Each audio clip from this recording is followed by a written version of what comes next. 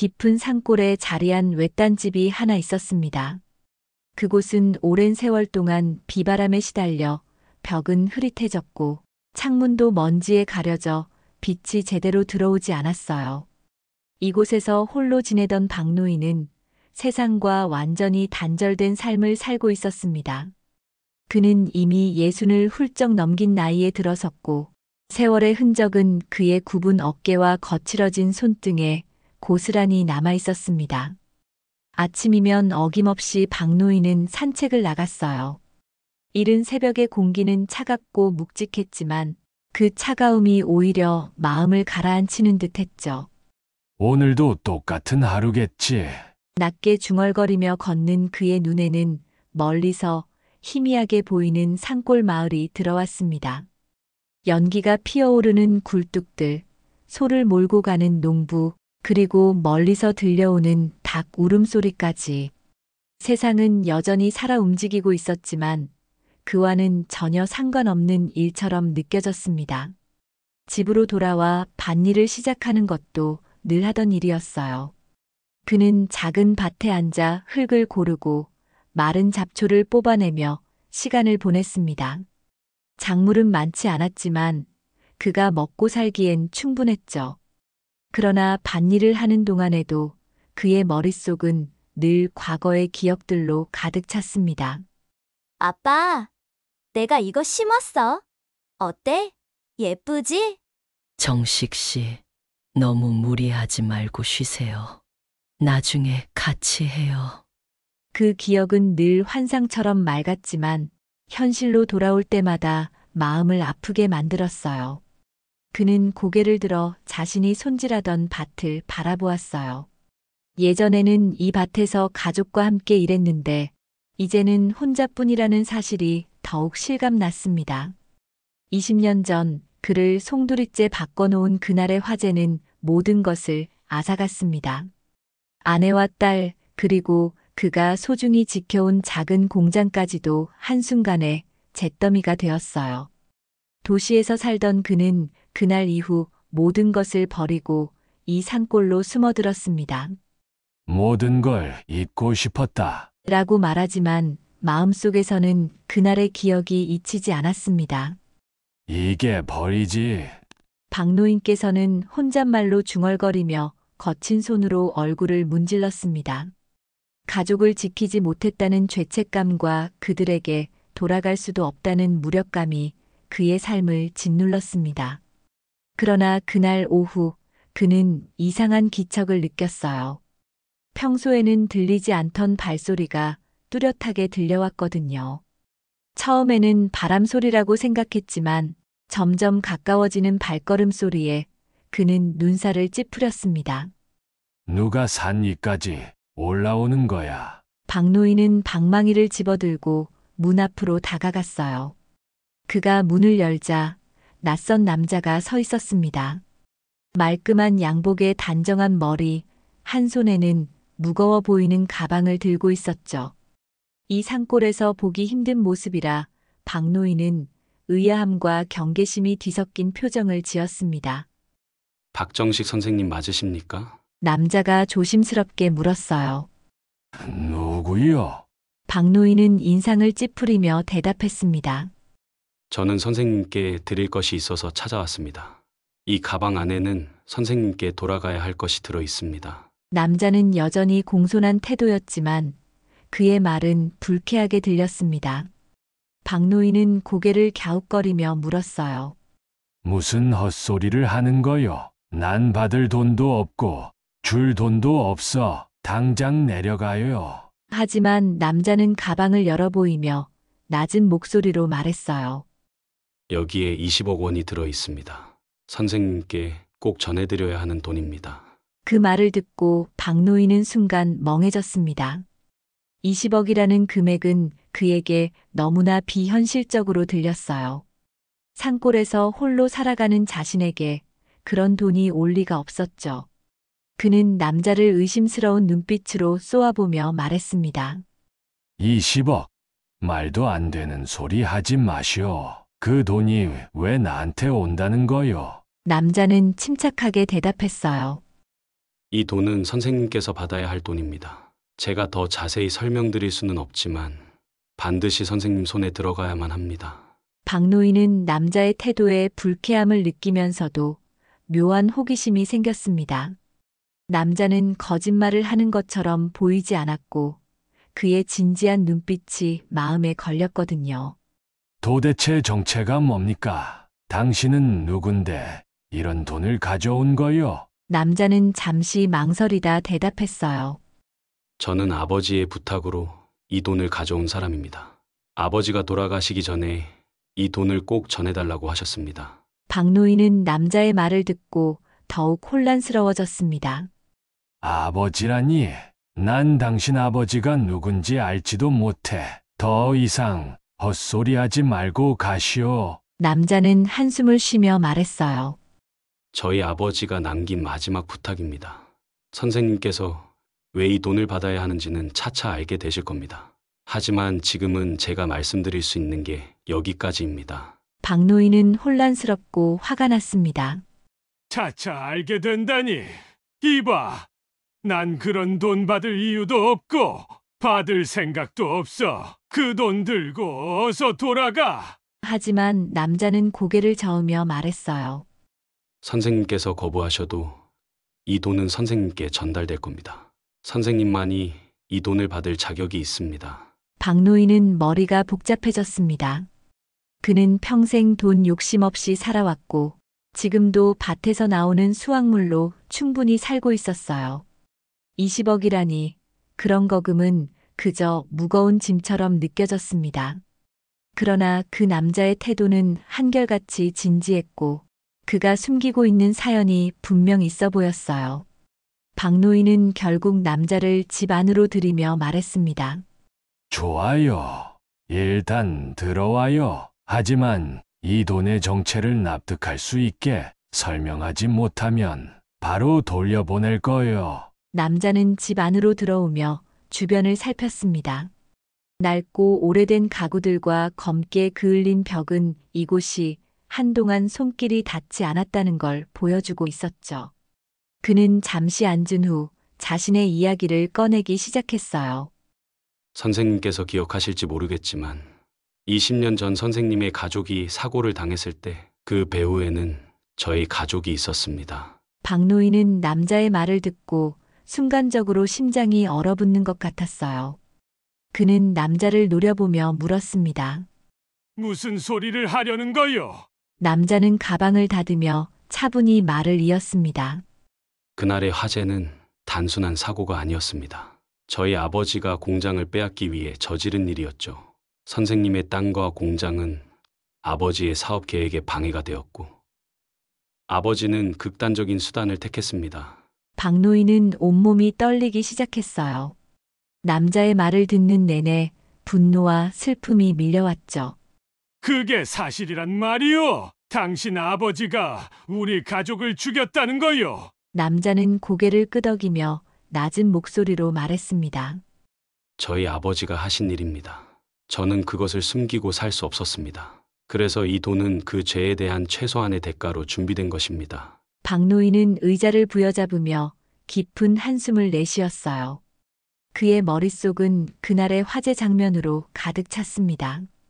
내 가족의 목숨 값을 돈으로 메꾸려는 거요? 그걸로 끝이라고 생각하는 겁니까? 남자는 고개를 떨구며 말했어요.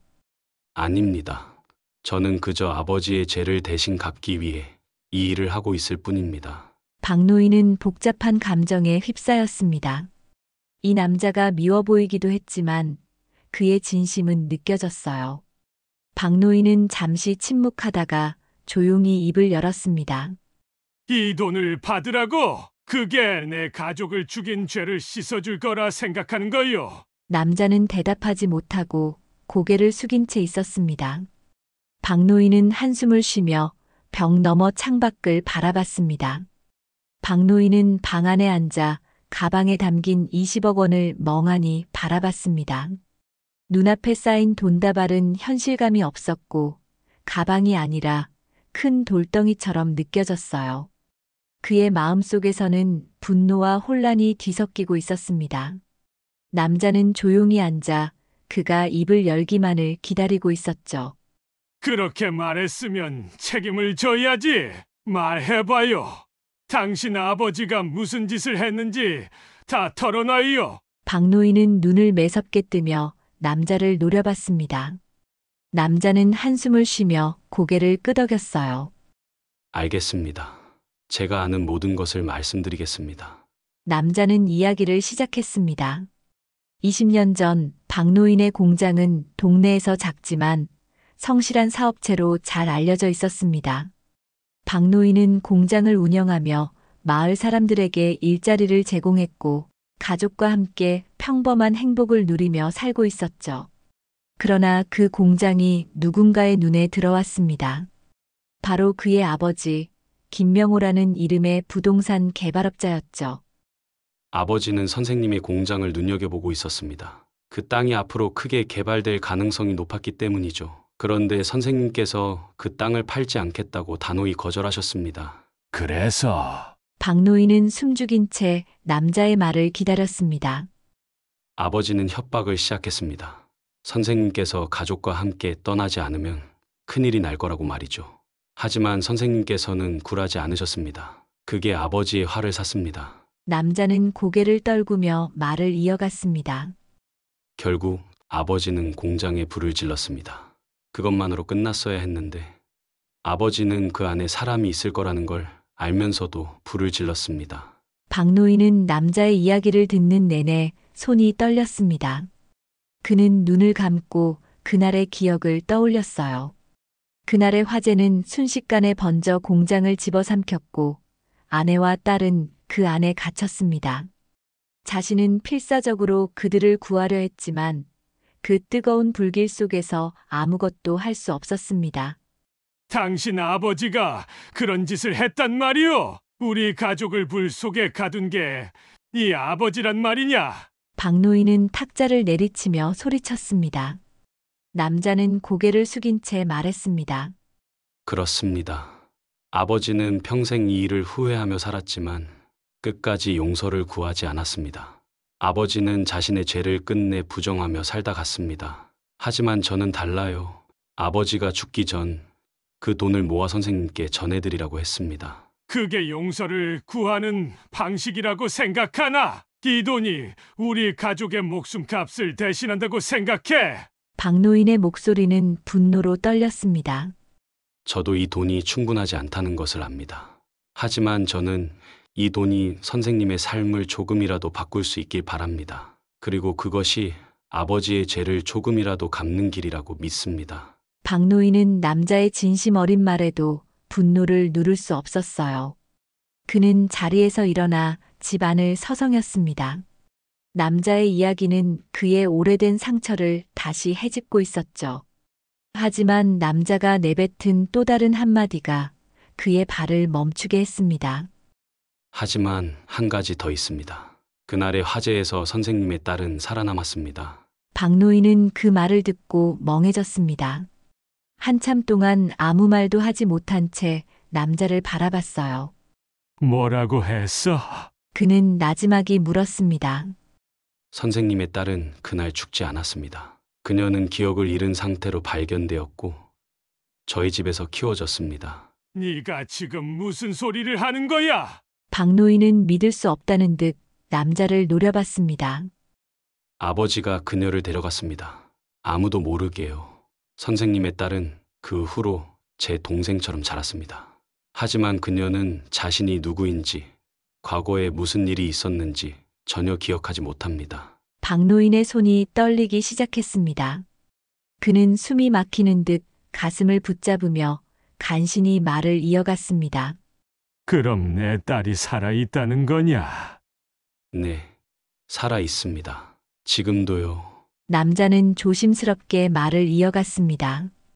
하지만 그녀는 지금 병원에 있습니다. 그녀가 선생님을 기억하지 못하더라도 꼭 만나게 해드리고 싶습니다. 그것이 제가 이 돈을 가져온 진짜 이유입니다. 박노인은 자리에 주저앉았습니다. 그의 머릿속은 혼란스러움과 희망이 뒤엉켜 있었습니다. 그는 딸이 살아있다는 말을 믿고 싶으면서도 한편으로는 그게 거짓말일까 두려웠습니다. 그녀를 당장 데려와. 내가 직접 확인하겠소.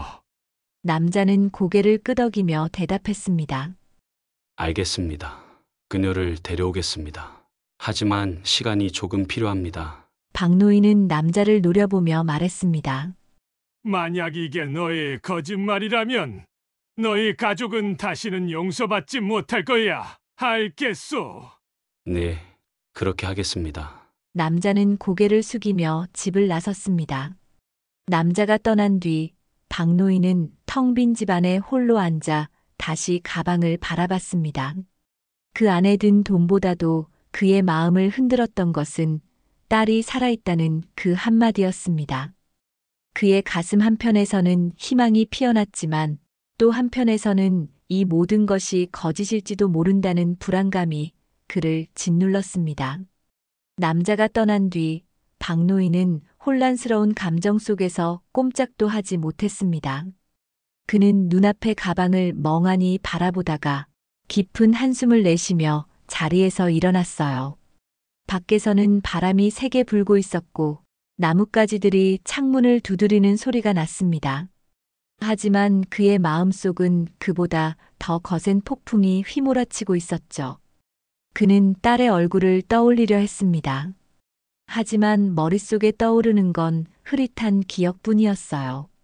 작은 손을 흔들며 웃던 모습, 저녁 식탁에서 밥을 먹으며 제잘거리던 목소리, 그리고 마지막으로 보았던 불길 속에서의 모습. 그 순간마다 가슴이 찢어질 것 같았지만 이제는 그 고통이 희미해진 대신 불안감이 자리를 잡았습니다. 만약 그 남자가 거짓말을 한 거라면 그는 낮은 목소리로 혼잣말을 했습니다. 그러나 한편으로는 만약 그 말이 사실이라면 그의 삶은 완전히 바뀔 수도 있겠다는 희망도 들었습니다. 딸이 살아있다니 그것이 가능하기만 하다면 지금까지의 고통스러운 삶도 의미가 생길 것 같았습니다. 밤이 되자 박노인은 잠자리에 들지 못하고 거실을 서성였습니다. 그의 머릿속은 온갖 상상으로 가득 차 있었어요. 딸이 그를 알아볼까? 딸은 어떤 모습으로 자랐을까? 기억을 잃었다면 그에게 다시 마음을 열어줄 수 있을까? 그는 한참 동안 무거운 침묵 속에 앉아 있다가 문득 오래된 서랍을 열었습니다. 그 안에는 낡은 사진 몇 장과 딸이 어렸을 때 쓰던 작은 장난감 인형이 있었습니다. 그는 사진을 들고 한참을 바라보았습니다. 여전히 웃고 있겠지.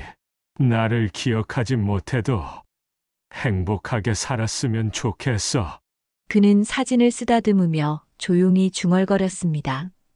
그날 밤 박노인은 거의 잠들지 못했습니다. 마음 한편에서는 분노가 끓어오르고 있었고 다른 한편에서는 딸에 대한 그리움과 미안함이 그를 괴롭혔습니다. 그렇게 하얗게 밤이 지나갔어요. 다음 날 박노인은 이른 새벽부터 집 주변을 서성거렸습니다. 남자가 말했던 시간이 좀 필요하다는 말이 머릿속을 맴돌았지만 그는 계속 남자가 다시 찾아올 것만 같은 기분에 사로잡혀 있었습니다. 하지만 하루가 지나도록 아무 소식도 없었어요. 그는 점점 불안해졌습니다. 남자가 도망친 건 아닐까? 아니면 모든 게 거짓이었을까? 만약 거짓말이었다면 그를 다시 찾아내어 진실을 캐내겠다고 다짐했습니다. 그러나 머릿속 어딘가에서는 여전히 남자의 진심이 느껴졌기에 박노인은 쉽게 그를 의심하지 못했습니다. 이틀째 되는 날 저녁 박노인은 더 이상 기다릴 수 없었습니다. 그는 집안에 가방을 두고 마을로 내려가기로 결심했어요. 남자가 말했던 병원이 어딘지는 듣지 못했지만 그의 발길은 자연스레 가장 가까운 도시 쪽으로 향했습니다. 도시에 도착한 그는 병원을 찾아다니기 시작했습니다. 낡은 옷과 거친 외모 때문인지 간호사들은 그를 경계하는 눈빛으로 쳐다보았지만 그는 물러서지 않았습니다. 젊은 남자가 며칠 전에 여기에 어떤 여자와 함께 왔을 겁니다. 혹시 그런 환자가 있었는지 확인해 줄 수 있습니까? 간호사는 고개를 저으며 대답했습니다. 그런 분은 기억나지 않습니다. 혹시 이름이나 나이대라도 알고 계신가요? 박노인은 이름을 몰랐습니다. 딸이 자라서 어떤 이름을 갖게 되었는지 그조차도 알 수 없었기 때문이죠. 그는 병원을 돌아다니며 이곳저곳을 물었지만 아무도 그 남자나 딸의 흔적에 대해 알지 못했습니다. 그렇게 몇 시간을 헤매다 지친 그는 근처 공원 벤치에 주저앉았습니다. 내가 속은 건가? 그는 허탈한 표정으로 중얼거렸습니다. 그러나 그 순간 멀리서 낯익은 얼굴이 보였습니다. 바로 그 남자였습니다. 남자는 병원 문을 나서며 주위를 둘러보다가 박노인과 눈이 마주쳤습니다. 찾아오셨군요. 남자는 당황한 듯한 표정으로 다가왔습니다. 너 지금 뭐 하는 거야? 내 딸이 있다며. 그런데 왜 없다는 거야? 박노인은 다그치듯 물었습니다. 남자는 고개를 숙이며 대답했어요. 죄송합니다. 그녀는 상태가 좋지 않습니다. 제가 먼저 확인하고 선생님께 말씀드리려고 했습니다. 박노인은 한숨을 내쉬며 물었습니다. 상태가 좋지 않다니. 어디가 아픈 거냐? 남자는 눈을 피하며 조용히 말했어요. 그녀는 화재로 인해 큰 외상을 입었고 지금도 치료를 받고 있습니다. 정신적으로도 많이 불안정한 상태입니다. 제가 선생님을 바로 만나게 해드리지 못한 건 그녀가 충격을 받을까 봐서였습니다. 충격이라니. 내가 아버지인데 그걸 네가 판단할 일이야? 박노인은 분노를 억누르며 소리쳤습니다. 남자는 고개를 끄덕이며 말했습니다. 그녀를 만나게 해드리겠습니다. 다만 그녀에게 천천히 다가가 주십시오. 그녀는 지금 모든 것이 혼란스러운 상태입니다. 남자는 박노인을 병원 안으로 안내했습니다. 병실 문 앞에서 박노인은 깊게 숨을 들이마셨습니다. 그는 가슴이 터질 것 같았지만 동시에 무언가가 목을 조르는 듯한 긴장감을 느꼈습니다. 들어가세요. 남자가 조용히 말했습니다. 박노인은 문을 열었습니다. 병실 안에는 창밖을 바라보는 여자가 앉아 있었습니다. 그녀는 예쁘게 자란 어른의 모습이었지만 박노인은 단번에 그녀가 딸임을 알아볼 수 있었습니다. 그의 눈에 눈물이 맺혔습니다. 혜진아, 그는 낮게 속삭였어요. 그러나 그녀는 고개를 돌리지 않았습니다. 그녀는 자신을 부르는 목소리가 낯선 듯 창밖만 바라보고 있었어요. 혜진아, 아빠야. 내가 널 찾으러 왔어.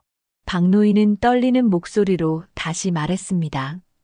그제야 그녀는 천천히 고개를 돌려 박노인을 바라봤습니다. 그녀의 눈에는 복잡한 감정이 담겨 있었지만 그 안에서 박노인은 자신을 기억하려는 작은 흔적을 발견할 수 있었습니다. 박노인은 병실 한가운데에 멈춰서서 딸 혜진을 바라봤습니다. 오랜 시간 잃어버렸던 얼굴이 눈앞에 있지만 그녀의 눈은 텅 빈 듯 낯설게 느껴졌습니다. 혜진은 고개를 갸웃거리며 조용히 물었습니다. 누구세요?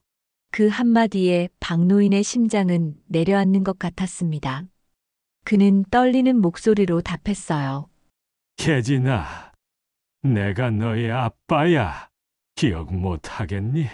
내가 널 찾아다녔어. 혜진은 그의 말을 듣고 잠시 머뭇거리다 다시 창밖으로 시선을 돌렸습니다. 죄송해요. 잘 모르겠어요. 아빠라고 하셨나요? 전 그런 기억 없어요. 그녀의 목소리는 담담했지만 그 안에 담긴 공허함은 박노인의 가슴을 더 아프게 했습니다. 그는 무릎을 꿇고 그녀의 손을 잡으려 했지만 혜진은 손을 빼며 한 발 물러났습니다.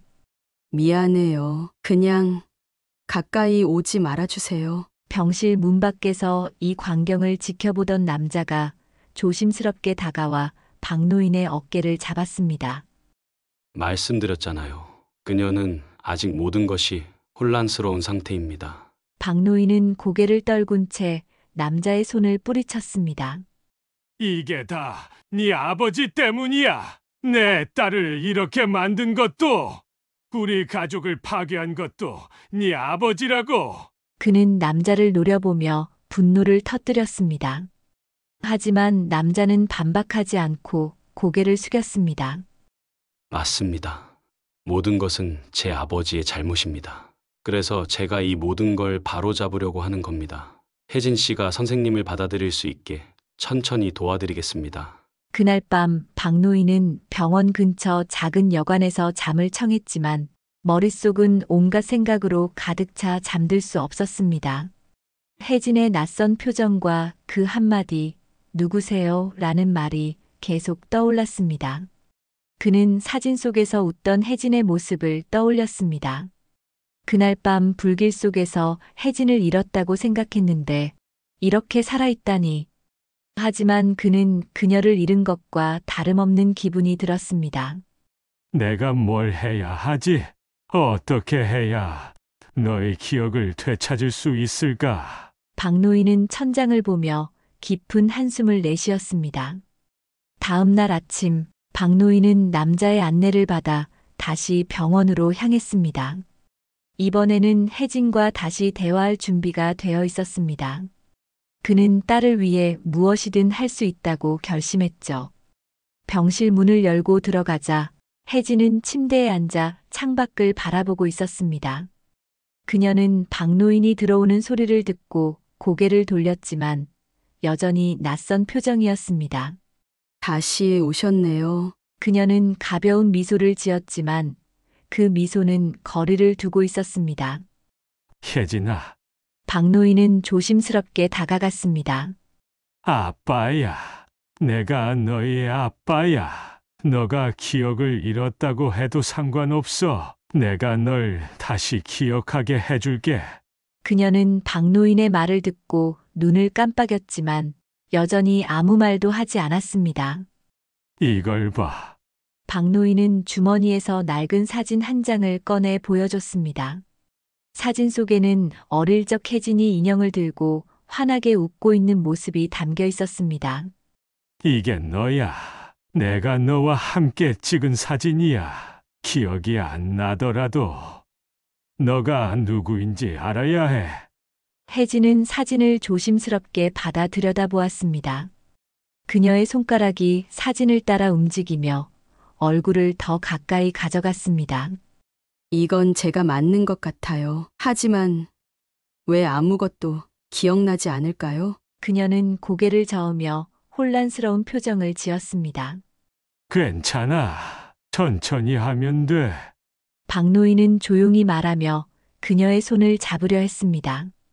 이번에는 혜진이 손을 빼지 않았습니다. 며칠 동안 박노인은 병원에 머물며 혜진과 시간을 보냈습니다. 그는 딸에게 과거의 이야기를 들려주며 그녀의 기억을 되찾기 위해 애썼습니다. 함께 찍었던 사진들, 그녀가 어렸을 때 좋아했던 노래, 심지어는 딸이 어릴 적 했던 버릇까지 하나하나 이야기했죠. 혜진아, 너가 어릴 땐 밥 먹고 나면 항상 숟가락을 돌리며 노래를 불렀어. 기억나? 혜진은 고개를 갸웃거리며 미소를 지었지만 고개를 저었습니다. 잘 모르겠어요. 하지만 그 이야기를 들으니 조금은 익숙한 느낌이 들어요. 그녀는 점점 박노인에게 마음을 열기 시작했습니다. 그와의 대화가 즐거워 보였고 그의 이야기에 귀를 기울였습니다. 하지만 기억은 여전히 돌아오지 않았습니다. 어느 날 혜진은 조심스럽게 박노인에게 물었습니다. 아빠라고 하셨죠? 제가 정말 당신의 딸이라면 왜 그동안 저를 찾지 않으셨어요? 그 질문에 박노인은 잠시 말문이 막혔습니다. 그는 혜진의 눈을 보며 답했습니다. 찾으려고 했어. 하지만 난 너가 죽었다고 생각했단다. 그날의 화재에서 널 잃었다고. 그렇게 믿을 수밖에 없었어. 혜진은 그의 말을 듣고 잠시 침묵했습니다. 그녀의 얼굴에는 혼란스러움과 슬픔이 섞여 있었습니다. 그렇군요. 저도 왜 아무것도 기억이 안 나는지 모르겠어요. 하지만 그녀는 잠시 멈췄다가 이어 말했습니다. 당신이 제게 이런 이야기를 해주니까 마음 한구석이 조금 따뜻해지는 것 같아요. 박노인은 그녀의 말을 듣고 눈물이 차오르는 것을 느꼈습니다. 그는 딸의 손을 잡으며 다짐했어요. 혜진아, 괜찮아. 천천히 기억해도 돼. 아니, 기억하지 못해도 괜찮아. 내가 너희 아빠라는 사실은 변하지 않으니까. 그 순간 혜진의 눈에도 눈물이 맺혔습니다. 그녀는 박노인의 손을 꼭 잡으며 조용히 말했어요. 고마워요. 아빠, 박노인은 혜진과 함께한 시간이 길어질수록 그녀의 상처가 얼마나 깊은지 알게 되었습니다. 화재로 인해 몸에 남은 흉터뿐만 아니라 그녀의 기억 속 깊은 어둠이 박노인의 마음을 더 아프게 했습니다. 그는 딸이 기억을 찾지 못하더라도 이제 그녀와 함께할 수 있다는 사실만으로도 충분하다고 생각하려 했습니다. 하지만 그 마음 한구석에는 여전히 채워지지 않는 물음표가 있었습니다. 남자는 여전히 병원 근처에서 머물며 박노인과 혜진을 돕고 있었어요. 그는 자신의 죄책감에서 도망치지 않으려는 듯 두 사람의 곁을 떠나지 않았습니다. 박노인은 그 남자를 볼 때마다 복잡한 감정에 휩싸였습니다. 한편으로는 그의 아버지가 저지른 일에 대한 분노가 치밀어 올랐고, 또 한편으로는 자신과 딸을 위해 그가 노력하는 모습이 가슴을 짓눌렀어요. 너가 끝까지 진실을 털어놓지 않으면 난 이걸 받아들일 수 없을 거야. 어느 날 밤 박노인은 그 남자와 단둘이 앉아 이야기를 나눴습니다. 제가 아는 모든 것을 말씀드렸습니다.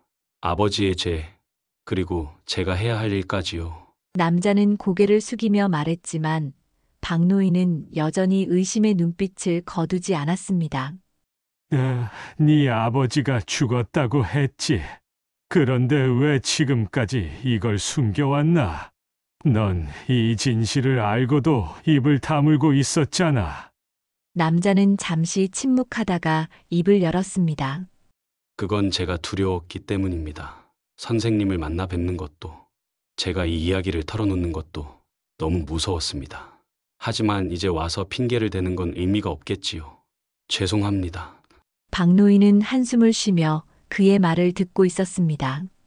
이 돈은 너가 가져가. 나는 그런 돈 필요 없어. 내 딸과 함께 살 수 있다면 그걸로 충분해. 하지만 이 돈은 선생님께 반드시 돌아가야 합니다. 제 아버지가 했던 짓에 대한 최소한의 책임이니까요. 남자는 단호히 말했습니다. 책임이라. 너가 말하는 책임이 돈 몇 장이면 되는 거냐? 정말 그렇게 생각해? 남자는 대답하지 못한 채 가만히 고개를 떨구었습니다. 혜진은 시간이 지나면서 점점 박노인에게 익숙해져 갔습니다. 그녀는 더 이상 박노인을 낯설어하지 않았고 그와 대화를 나누는 일이 자연스러워졌습니다. 그러나 여전히 과거의 기억은 돌아오지 않았습니다.